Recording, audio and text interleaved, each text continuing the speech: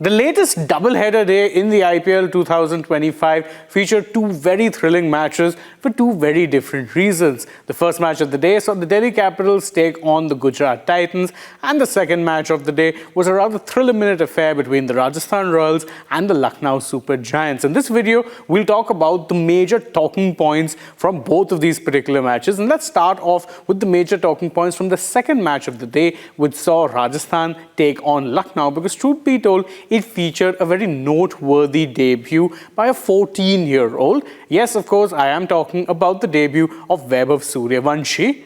Now, what exactly is it that you were doing when you were 14 years old? I mean, you were probably studying for your school exams, you were trying to figure out where exactly your academic and overall career future would be lying. Well, 14-year-old Vaibhav Suryavanshi ended up scripting history when he was just picked in the IPL auction of 2025, but he got a chance to make his debut as a replacement for injured skipper Sanju Samson, and boy oh boy did he make the absolute most of that debut.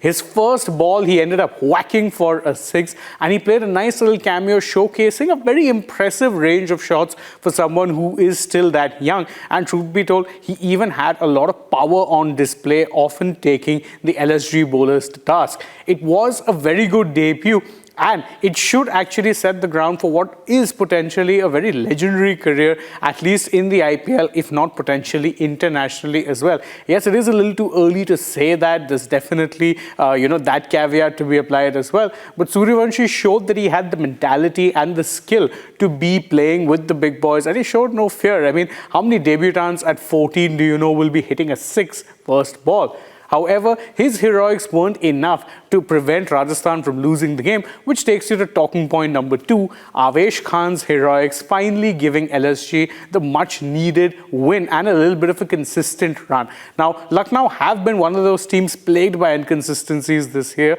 and truth be told, many people thought they perhaps didn't have much of a chance of winning this game, given that their best batter in Nicholas Pooran and even Mitchell Marsh didn't really end up coming to the party, but they did end up pulling things back thanks to that final over from Avesh Khan. They were defending just 9 runs, remember, 9 runs, and Avesh made it seem like an absolute breeze. He may have picked up a little injury in the end as well, because the last ball, Rajasthan needed 4 runs, and Avesh stopped what was a certain boundary when the ball was hit straight back to him. Unfortunately, it hit his right hand, and whilst it prevented the boundary, may have given him a little bit of an injury, and that would be really bad considering he started off this season injured and having to work his way back to fitness. But what a way to win a game, and it does show you the fine margins that define a T20 game. And talking point number 3, and this one is really important from the perspective of the Gujarat Titans, the impact of Jos Buttler. Now, obviously, everyone knew that when Buttler was signed by the Gujarat Titans that they would be getting a quality addition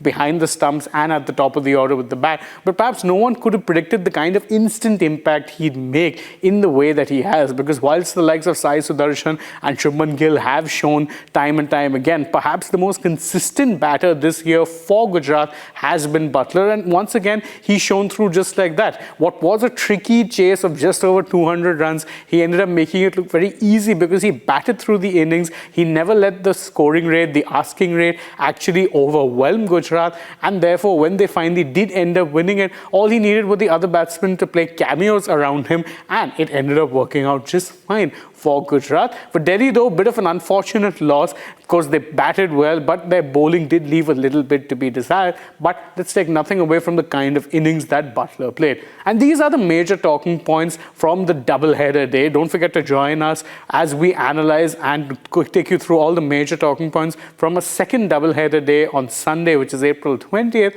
And if you like this video, don't forget to stay tuned to Republic World and Republic Sport Fit for more such interesting content from the world of sport.